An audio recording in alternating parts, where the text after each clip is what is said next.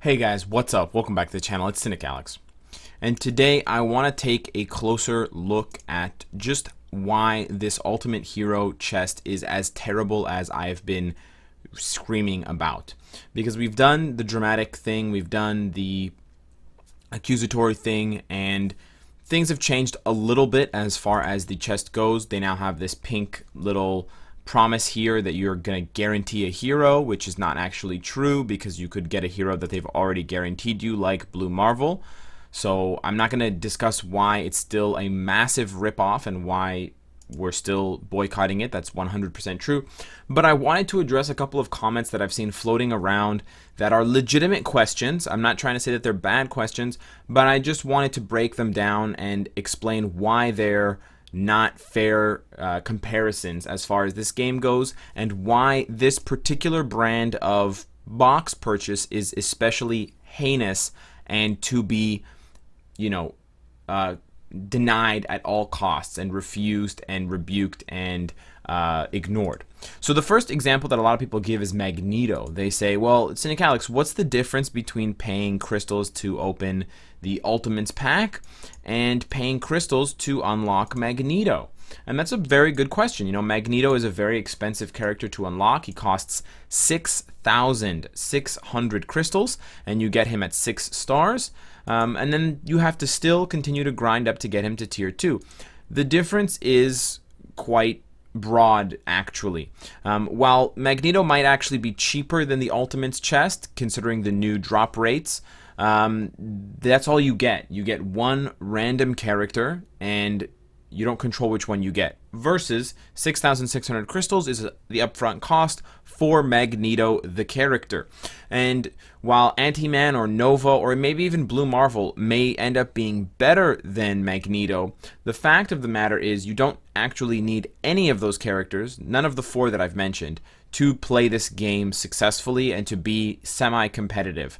The ultra whales and the very desperate people who will just spend money blindly on this game and will never hold Netmarble accountable, they will try to convince you that you need Ant-Man for Extreme Alliance Battle. They will try with their very small, fragile egos to convince you that you need Nova, but you don't. They are as close to a Netmarble shill, money man, paid sponsor as you could get, and they're not going to be honest with themselves, okay? So that's the first kind of discrepancy that I see there, is that you're guaranteed to get Magneto from the 6,600 crystal investment versus you're not guaranteed to get. You could get Quasar, you could get Miss America, you can get, again, Blue Marvel. You're not guaranteed to get Nova or Ant-Man, and even then, you don't know which one of the two you are getting. In addition to that, in addition to just straight up the character, there's also the fact of the matter that the Magneto Epic Quest Edition is kind of like a DLC. It's kind of like downloadable content because it unlocks a special mission here, which you see on the bottom right, Mutual Enemy. And this is a mission that you can run every single day. So this is infinite content. It's not very entertaining. It's not very difficult.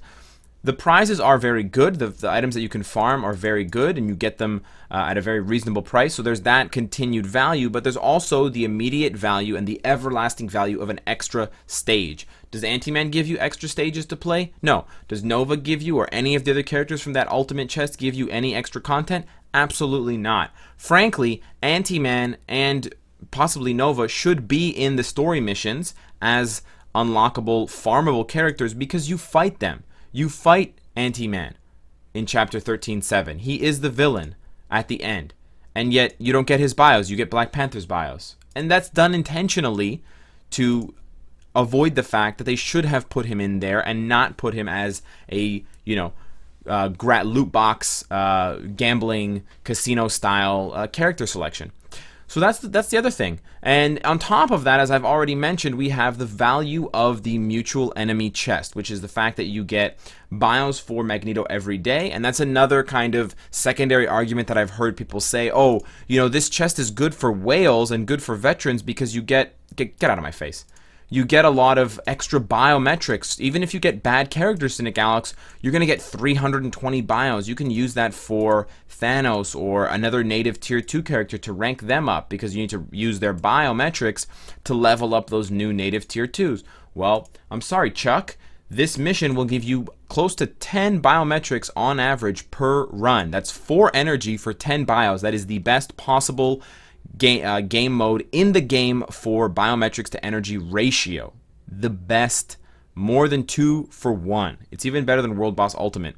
And you can run it twice per day. In addition to getting bios, if that wasn't already enough, it also gives you Phoenix Feathers, Mcron Shards, and Mcron Crystals. These are 3 super premium currencies to rank up and gear up the X-Men and their related uniforms, like Wolverine's newest one. So these are infinitely valuable. I cannot tell you the thousands upon tens of thousands of crystals that I've saved by not having to purchase Phoenix Feathers from the store because I have this mission specifically. And yes, there's a cap of 2,000, but still, you can then use those extra excess feathers to roll in the shield lab. Okay, you can go into the shield lab if you're not familiar with this practice, but you should be by now, and you go over to the processor, and you can actually use those feathers on the consumables to get, or sorry, on the upgrade items to get custom gear or to get comic cards. Do you get an everlasting source of resources that you can use to get other resources when you unlock Nova or Anti-Man? No? Well, that's another huge reason why the Magneto pack is infinitely more valuable than this random casino-style loot box, slot machine. And that's not even the end of it.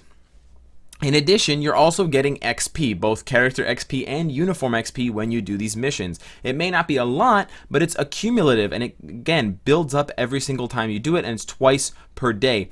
Also, even if you get those characters like Anti-Man, like Nova from those chests, you do not have enough bios from one pull, or maybe even several pulls, to tier 2 them. Once you spend the 6,600 crystals, you're guaranteeing yourself that you will be forever caught up with whatever Magneto needs. You'll be able to tier 2 your Magneto. If he ever gets a uniform, you will be able to rank up that uniform without having to ever purchase crystals or spend money again. And it's totally open to free-to-play players, and it is an infinite source of resources. You cannot say this about the new characters at all. Additionally, the Epic Quest has some additional bonuses that are unlocked from the Deluxe Edition, including a savings or kind of a payback of 1,500 crystals. So frankly, you're not even spending 6,600 crystals for Magneto when all is said and done. You're spending 5,000 crystals. So if anyone tries to come at you with that argument that the Magneto pack and this pack for the Ultimate Hero chest is the same or even remotely close, they're obviously either very, very poorly educated, and they probably, they don't know how to read, or they don't know how to do basic math, or they're so deep in the caverns of Netmarble that they are wearing a uniform and, they go into work every day for the company, they just don't get paid. So you should feel sorry for them. They're working very hard, and they're not seeing any, paychecks for all their hard work to promote Netmarble's, shambles and scams.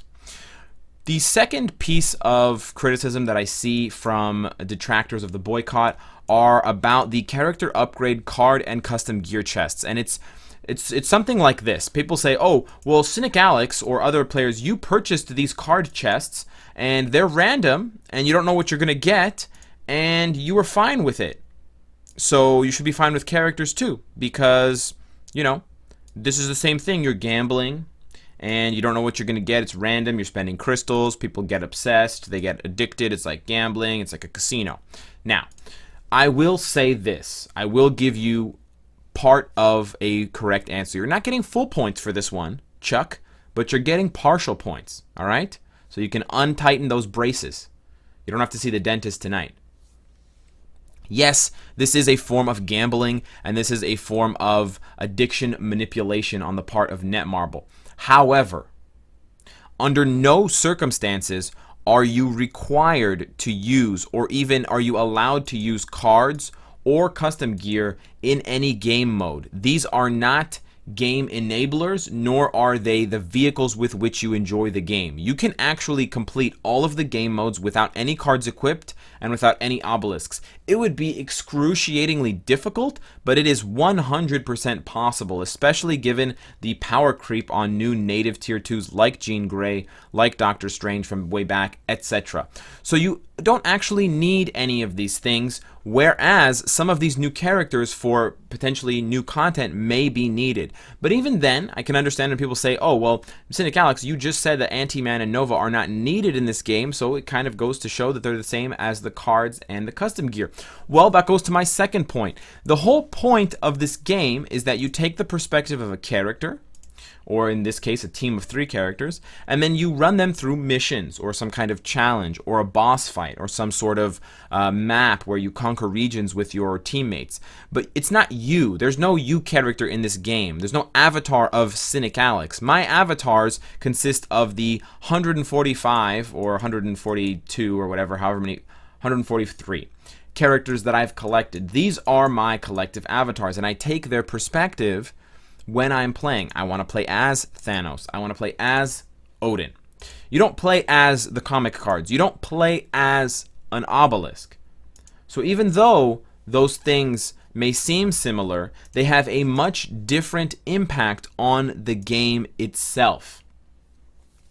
And the other thing you need to understand is that the comic cards and the custom gears are a result of the characters. These are game mode additions, kind of additional structures. Picture the characters as the house, okay?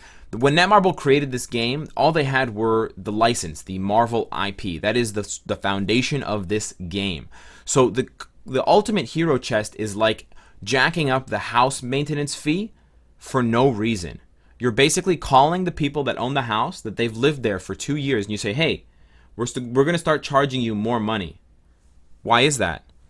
We just want more money. There's no reason. You've been a loyal customer. We just want more money now. Is there anything we can do? No. We just give us more money, okay? All right?